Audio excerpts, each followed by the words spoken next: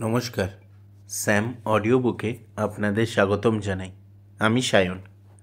আমাদের আজকের গল্প কে শনিবারের বারবেলার ভিলেন। গল্পটি আমরা ফেসবুক পেজ বিসর্জন থেকে নিয়েছি। গল্পটি লিখেছেন বৃষ্টি স্নাতা আর পোস্টার ডিজাইন করেছেন পাপড়ি। গল্প পাঠে এবং বিভিন্ন চরিত্রে আমি সায়ন। শুরু হচ্ছে আমাদের আজকের গল্প কে শনিবারের বারবেলার ভিলেন। তুই না থাকলে যে আমার কি হতো।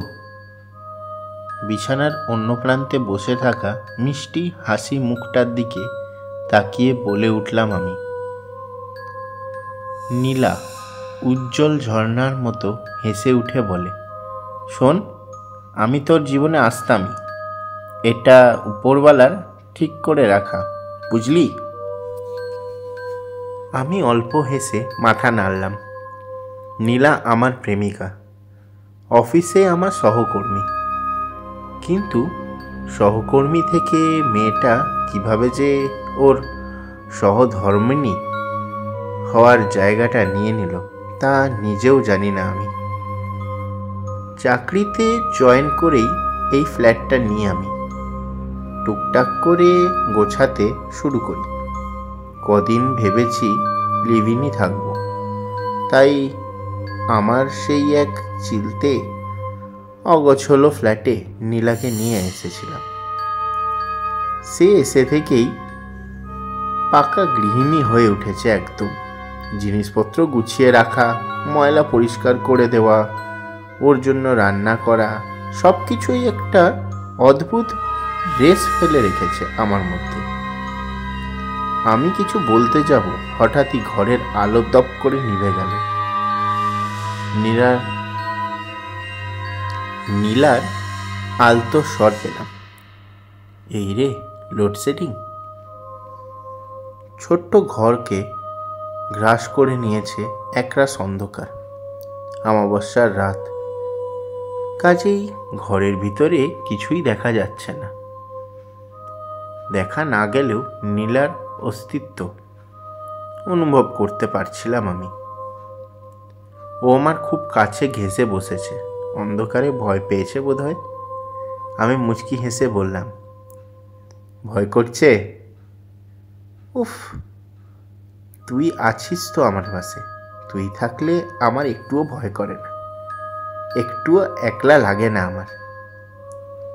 পাগলি একটা, আছি তো আমি তোর পাশে। তুই ছাড়া অচল, জানিস? তোর ভিজে তোয়ালে, আফটার শেভ লোশনের গন্ধ, অযত্নে ফেলে রাখা রুমাল, সব কিছুর মধ্যে আমার নিজেকে হারিয়ে ফেলতে ইচ্ছে করে। বাবা, এত কিছু? খানিক অবাক হয়েই বললাম আমি। নীলা অল্প হাসল। ওকে সামনে থেকে হাসতে দেখেছি আমি। আসলে দুগালে টোল পড়ে, ভারী মিষ্টি লাগে দেখতে ওকে।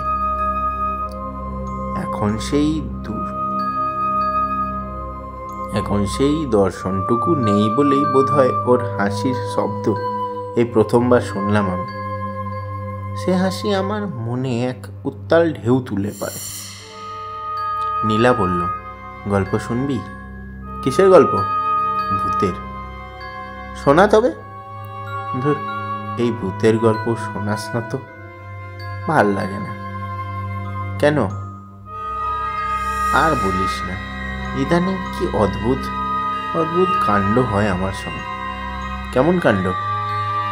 এই ধর, আমি যদি কিছু ভুলে যাই, সেসব আপনা থেকেই হয়ে যায়। একদিন জানিস, গিজার বন্ধ করতে ভুলে গেছিলাম। ব্যস্ত হয়ে এসে দেখলাম আমার আগেই কেউ বন্ধ করে দিয়েছে। আমি অফিস বেরোনোর আগে কেউ যেন আমার জামা, মানি ব্যাগ সব খুব যত্ন করে গুছিয়ে রাখে। নীলা আবার হাসল। আমার ভারী রাগ হলো। এ কি হাসির মতো কথা নাকি? এবার তুইও বল, যে এসব আমার মনের ভুল। দূর, একদমই না। হয়তো এই ফ্ল্যাটে শুধু তুই থাকিস না, তোর সাথে আরও কেউ থাকে। তোকে খুব যত্ন করে রাখে সে। তোর কোনো সমস্যা হোক সেটা সে চায় না। আমার গলার কাছটা কেমন শুকিয়ে এলো, তাও অনেকটা সাহস করে বললাম, ধুর, কী যে বলিস, এসব আবার হয় নাকি? আমি তো একাই থাকি। ওটাই যে হয়েছে, এটাই তো বলছি না। কিন্তু ভাব, হতেও তো পারে। এরকম একটা জিনিস এই কিছুদিন আগে বিসর্জন পেজের শনিবারের বারবেলা সিরিজের একটা গল্পতে পড়লাম, জানিস তো। সেটাকেই কপি করে দিলি বল? যত সব বোগাস। গল্পটায় অবশ্য মেয়েটা ফোনের ভেতর ঢুকে গিয়েছিল, অন্য কোনো মেয়ে আসেনি। যাই হোক, সব ছেড়ে তুই কি গল্প শোনাবি বলছিলি? শোনা। বেশ, শোন তবে। বলতে পারিস ওই বিসর্জনের গল্পটার দ্বিতীয় পর্ব এটা। আমি তো ছিলাম ওই গল্পের হিরোইন, সরি, ভিলেন। হ্যাঁ রে, সেই তো। যাই হোক, বল। নীলা গল্প বলা শুরু করলো। ওর গলায় স্বরে অদ্ভুত এক মাদকতা মেশানো। মন দিয়ে শুনতে লাগলাম গল্প। এক অশরীরী নারীর উদ্দাম ভালোবাসার গল্প, যে ভালোবাসেছে এক পুরুষকে। তাকে ছুঁতে পারে না সে, শুধু অনুভব করে। এই অনুভবেই ও ভালোবাসা। তারপর হঠাৎ একদিন ছদ্মপতন ঘটল। কিভাবে? অশরীরী মেয়েটি জানতে পারল তার শখের পুরুষটি অন্য একজন নারীর ভালোবাসায় লিপ্ত। মেয়েটি তখন যেন উন্মাদ হয়ে উঠল। সে যাকে ভালোবাসে সে শুধুই তার, অন্য কারোর কিছুতেই হতে পারে না সে। কি এক পৈশাচিক ভাবনা ভর করল তার মাথায়।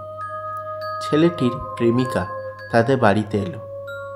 তাদের খুনসুটি, হাতে হাত, হেসে হেসে গল্প করা, এসব কিছুতেই সহ্য করতে পারছিল না সেই অশরীরী।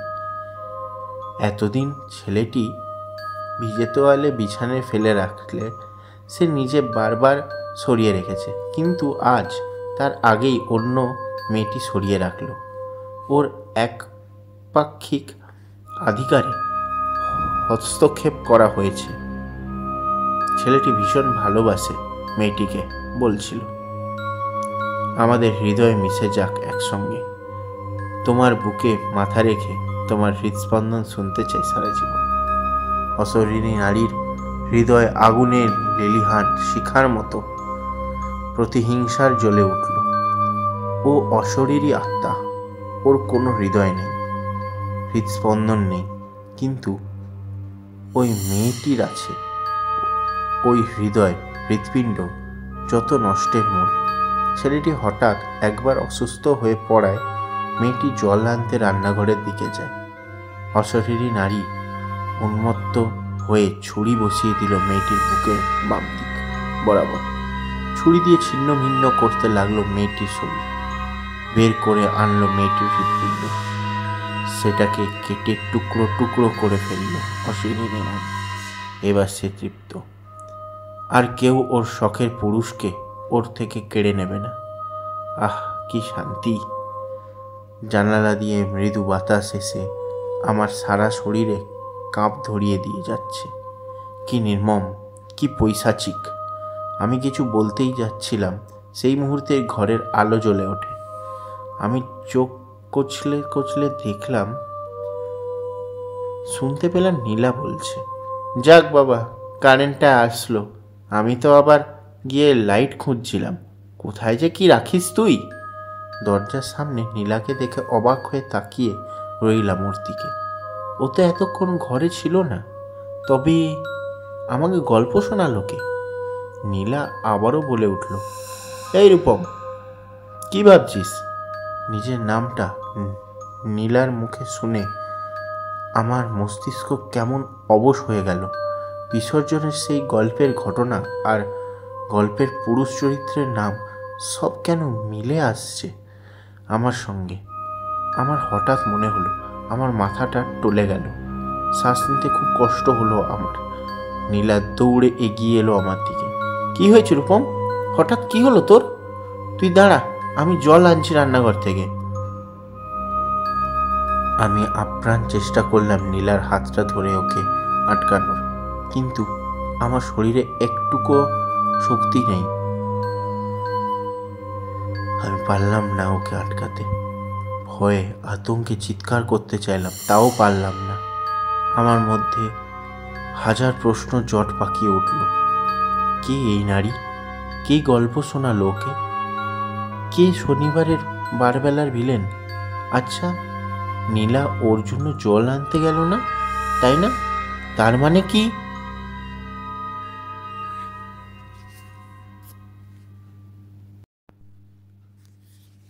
আপনারা শুনছিলেন কে শনিবার বারবেলার ভিলেন।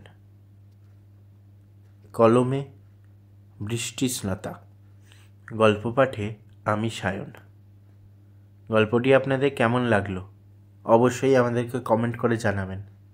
আর এই রকম আরও গল্প পেতে আমাদের চ্যানেলটি সাবস্ক্রাইব করে পাশে থাকা বেল আইকনটি প্রেস করে দেবেন, যাতে যখনই আমরা নতুন গল্প আপলোড করব সবার আগে আপনাদের কাছে এসে পৌঁছয়। আর আপনাদের কাছেও যদি কোনো গল্প থেকে থাকে অবশ্যই আমাদের সাথে কমেন্ট করে যোগাযোগ করুন।